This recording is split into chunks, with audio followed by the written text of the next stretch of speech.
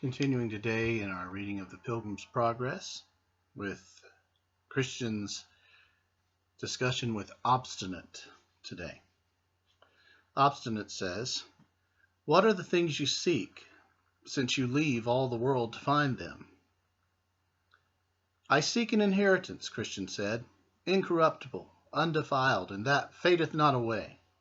And it is laid up in heaven, and fast there, to be bestowed at the time appointed on them that diligently seek it. Read it so, if you will, in my book." "Tush," said Obstinate, "away with your book. Will you go back with us or no?" "No, not I," said Christian, "because I have laid my hand to the plow." "Come then, neighbor Pliable, let us turn again and go home without him.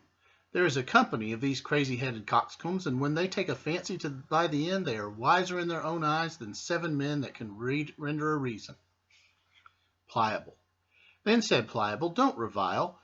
If what the good Christian says is true, the things he looks after are better than ours. My heart inclines to go with my neighbor." Obstinate. "What? More fools still? Be ruled by me and go back. Who knows whither such a brain-sick fellow will lead you? Go back. Go back and be wise." Christian. "Come with me, my neighbor Pliable. There are such things to be had which I spoke of, and many more glories beside. If you believe not me, read here in this book, and for the truth of what is expressed therein, behold, all is confirmed with the blood of him who made it." Pliable. "Well, neighbor Obstinate," said Pliable, "I begin to come to a point. I intend to go along with this good man, and cast in my lot with him.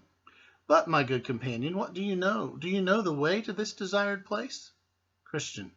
"I am directed by a man whose name is Evangelist, to speed me to a little gate that is before us, where we shall receive instruction about the way."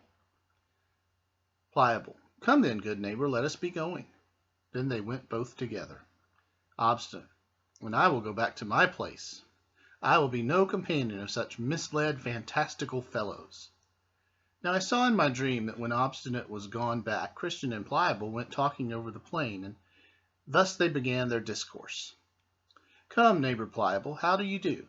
I am glad you are persuaded to go along with me, and had even Obstinate himself but felt what I have felt of the powers and terrors of what is yet unseen, he would not thus lightly have given us the back."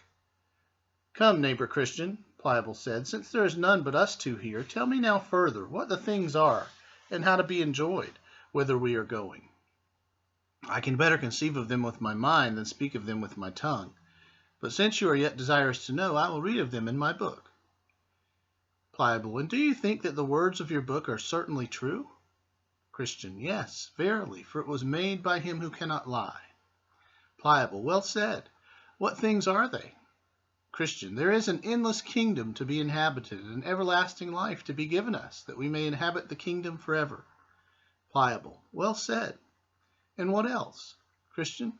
"There are crowns of glory to be given us, and garments that will make us shine like the sun in the firmament of heaven." Pliable. "This is excellent. And what else?" "There shall be no more crying nor sorrow, for he that is the owner of the place will wipe all tears from our eyes." Pliable. "And what company shall we have there?" "There we shall be with seraphims and cherubims, creatures that will dazzle your eyes to look on them. There also you shall meet with thousands and 10,000s that have gone before us to that place. None of them are hurtful, but loving and holy.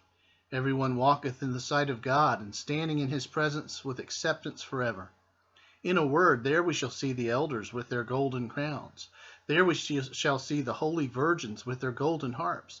There we shall see men that by the world were cut in pieces, burnt in flames, eaten of beasts, drowned in the seas, for the love that they bear to the Lord of the place. All well, and clothed with immortality, as with a garment." Pliable. "The hearing of this is enough to ravish one's heart. But are these things to be enjoyed? How shall we get to be sharers hereof?" Christian. "The Lord, the governor of that country, hath recorded that in his book, the substance of which, if we be truly willing to have it, he will bestow on us freely." Pliable. "Well, my good companion, glad am I to hear of these things. Come, let us mend our pace." Christian.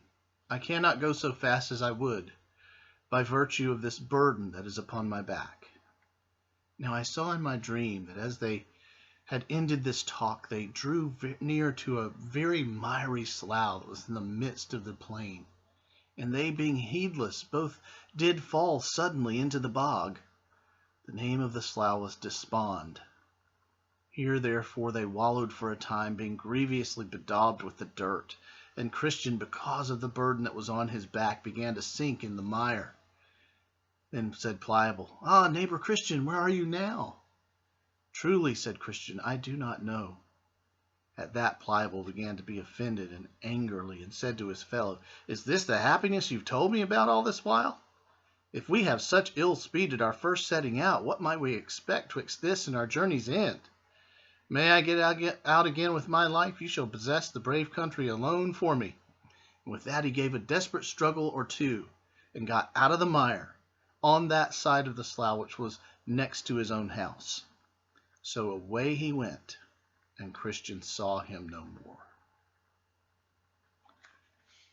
So we have the two characters with Christians, Pliable and Obstinate. Obstinate obviously has just made his decision ahead of time. He's happy in this world and content with where he's at, and doesn't see the value of what the Christian purports to see, and he writes it off. And this is interesting, coming in the 1600s, that you have this is not something unique to our time, where people write off as crazy or foolish those who follow Christ. That's a long-term issue. Remember, even back to the Apostle Paul, the idea of fools for Christ, the idea that Christians were written off by both Jew and Greek in the first century. So that's a trend that has continued all through history, and so one that holds to the value of eternity is often seen by those whose lives are rooted in this world